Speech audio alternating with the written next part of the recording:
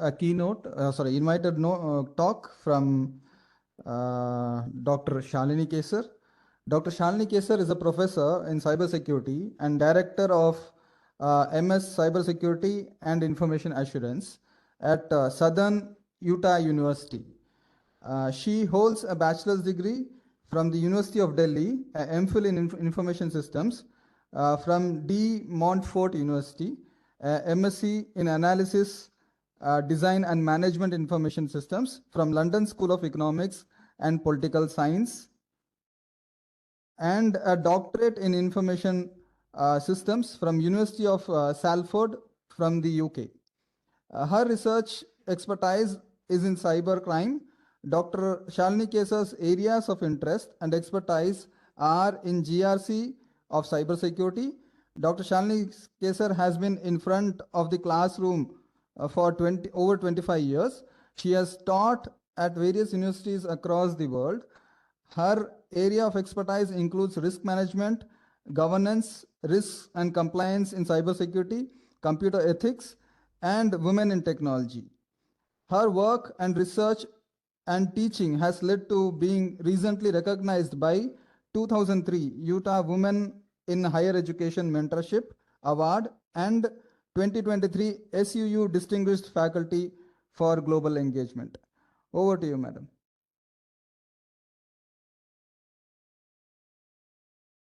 You can hear me? Yes, we are able to hear you, please. Wonderful. I'm going to share my slides and then thank you for the wonderful introduction.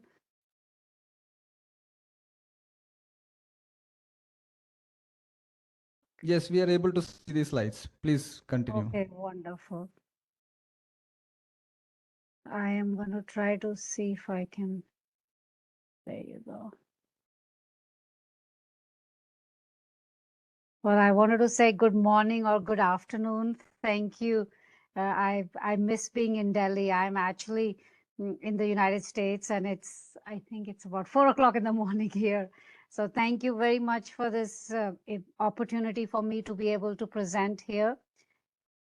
And great introduction about myself. So I wanted to share a little bit about myself from a different motivation, and then talk about two important things that are very close to my heart in terms of cybersecurity. One is the concept of shared responsibility and compliance.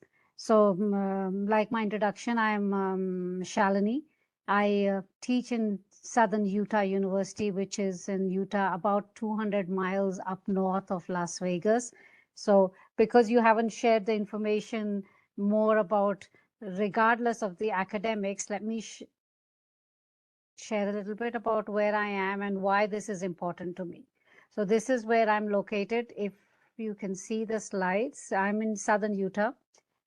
This is my backyard, so to speak. On the top right is Zions, which is about 45 minutes away from me. And on the top left is Bryce, which is about an hour and a half away from me. So I'm surrounded by mountains. The best way to understand that is, I guess, is I'm like living in a mini Kashmir outside India. So I'm originally actually from Jammu Kashmir, but grew up in Delhi, very close to where this conference is. And so I'm missing the concept. I know it must be very hot and getting hotter every day, but I miss that because right now here we have minus 10 degrees Fahrenheit. So it's about quite cold, getting warm, but not as warm as Delhi. So I'm going to spend a few minutes just talk about at a very macro level. I love the last two presentations that I heard. And in fact, they kind of, especially the last presentation, sets up a really nice stage for me to talk about shared responsibility and the models. So my presentation, or I guess the discussion, I would like to say that please feel free. After a while, I'm going to give a few minutes to talk about just question answers or just your input. So my idea here is to share about the concept of collaborative projects and how we need to work together in cybersecurity. Because cybersecurity for me is just not about cyber operations or GRC. It's a shared responsibility. So based on my active research, I do a lot of active research in computer crime, and I look at the perspectives of risk management. And recently, I've become more interested in the privacy implications, not only qualitative, but also the quantitative impact and case studies. So I do a lot of research and in a conference called Ethicom, which is the ethical impacts of computers. It's been running for 35 years. I'm an active member of that. So maybe later on when you connect with me, you're welcome. The conference is going to be in March in Spain.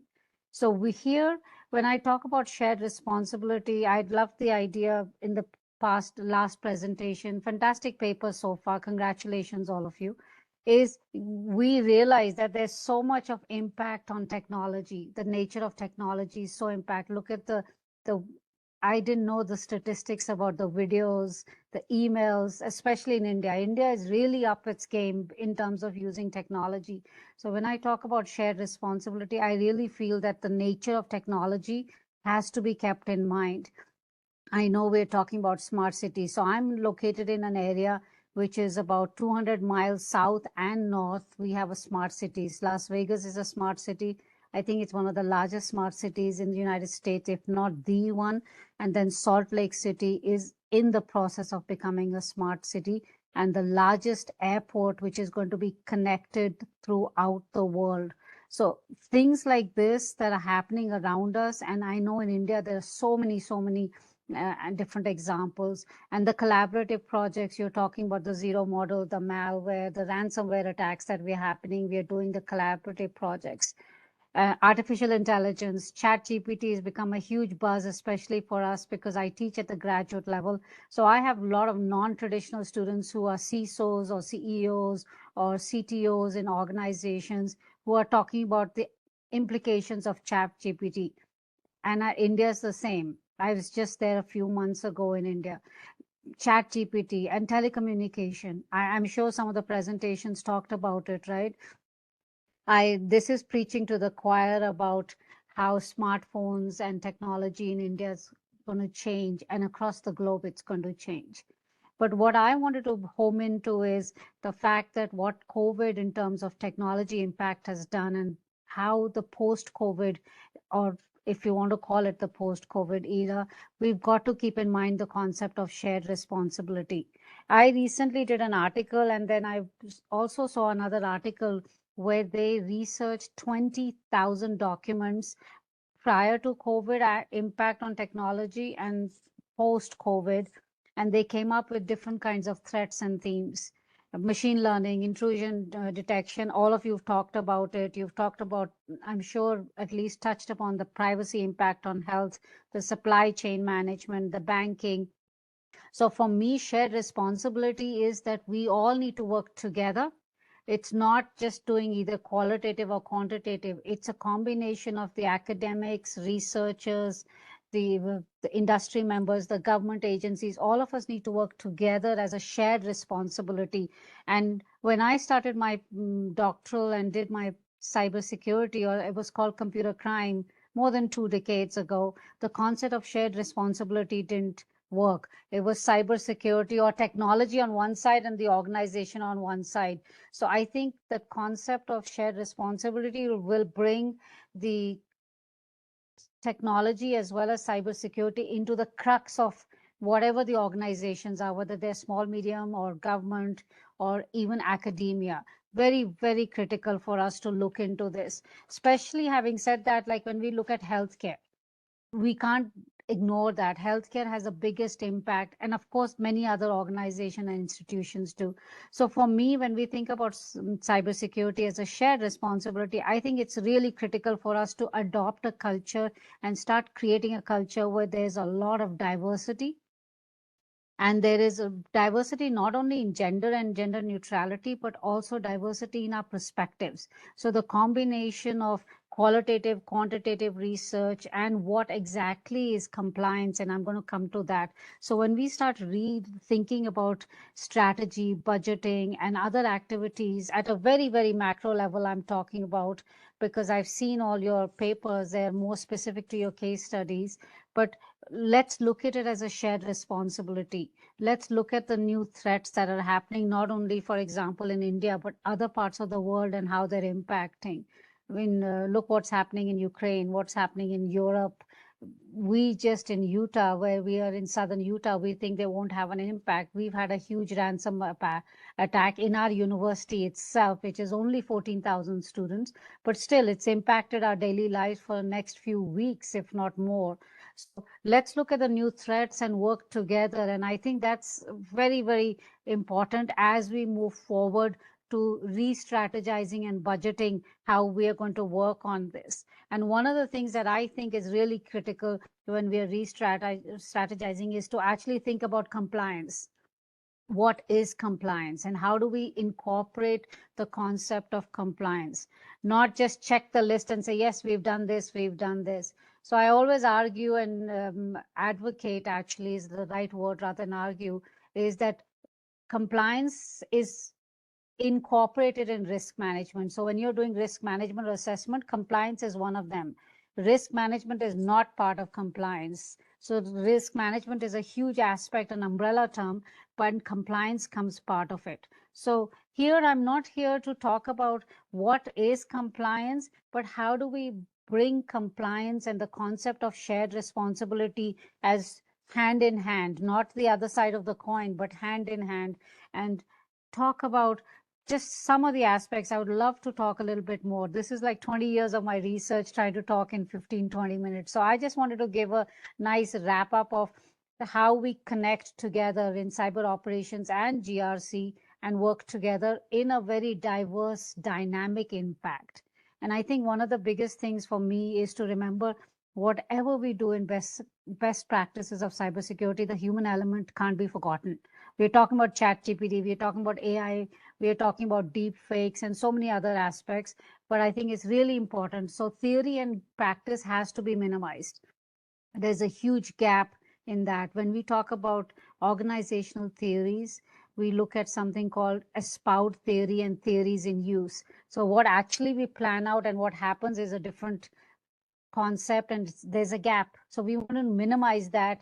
And that, I think, brings up the analogy of compliance also. We'll have all these compliances within our institution or organization, but there is a gap.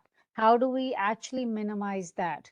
And one of the ways, I think, to recognize, and these are just little snippets I'm talking about how do we recognize that shared responsibility can be incorporated and compliance can come into it, and models and frameworks. Look at, so I'm not talking about shared responsibility model, which is completely different about cloud security, but I'm just talking about different kinds of models and compliances that we can look into it. The skills gap, that's regardless very, very important, especially being a female and an international in Utah. I work on a lot of activities which create a diverse impact on especially women in cybersecurity.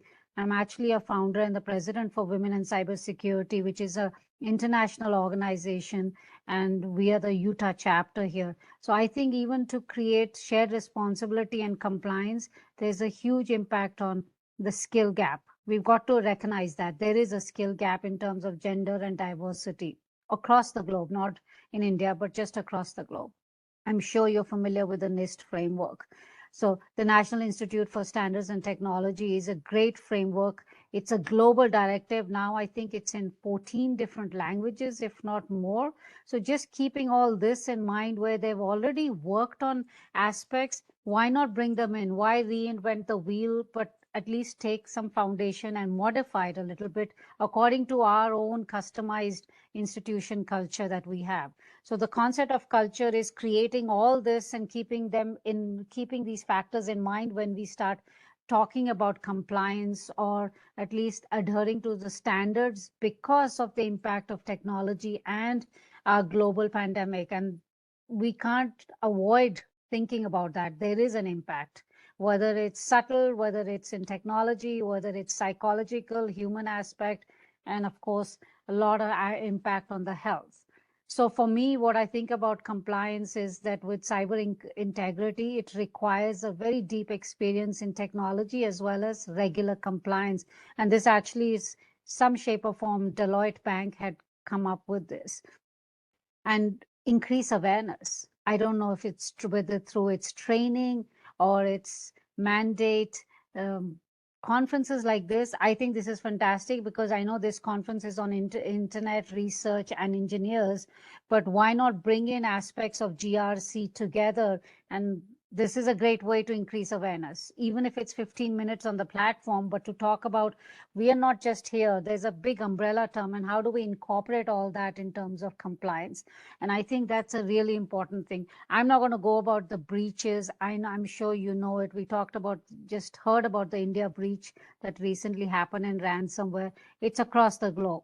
There's breaches in terms of ransomware, phishing. In fact, we just completed a project for the Forest Service in United States about compliance. And we created a training for them from a very different perspective to employees, government employees who work for the Forest Service in the United States, the largest forest service, about how to increase awareness and how to use the NIST framework in compliance with their categories and their important aspects. So it became a beautiful project for us and my students. We did, and actually it ended up becoming published and becoming a mandate training for everybody to have that. So even small steps like this help in us to not only understand what compliance is, but also increase the awareness and the impact of it. And I think that really helps in us for minimizing, mitigating, and managing, and of course, transferring the different kinds of risks. So it just has to be a combination of all this. And I think that's very critical. So that's what I wanted to come to this stage here, is to talk about that. It's not only just about GRC, but it's also about how do we all, the cybersecurity experts in different angles, bring together a shared responsibility. How do we do? And I think one of the best ways is to do it through this platform that we have here. So with that, that's my short and sweet presentation. But at the same time, we also want to look at, I know I've looked at a lot of the words, and there's the search that in India that we are doing, the ever-changing evolution that we are doing in India, and especially for the rapid technology evolution that we are doing there. I'd love to hear a little bit more about what's happening. I was there at a conference. Some of you are very familiar. I met in December, but I think if my biggest takeaway for you is that you rethink, or at least reflect, if not rethink, of how compliance and shared responsibility, how can we bring other different aspects of cybersecurity into your projects that you're doing, and how do we go a step further to increase that diversity? How do we do the different perspectives, and how do we increase awareness? So with that, I can see a signal also. With that, I just wanted to kind of close the conversation. I know it's the end of the day for you. It's around 4 o'clock, but please do connect with me in LinkedIn. Feel free to send me an email. I don't know if they have any questions, but this is a great opportunity for me to even just kind of share about compliance.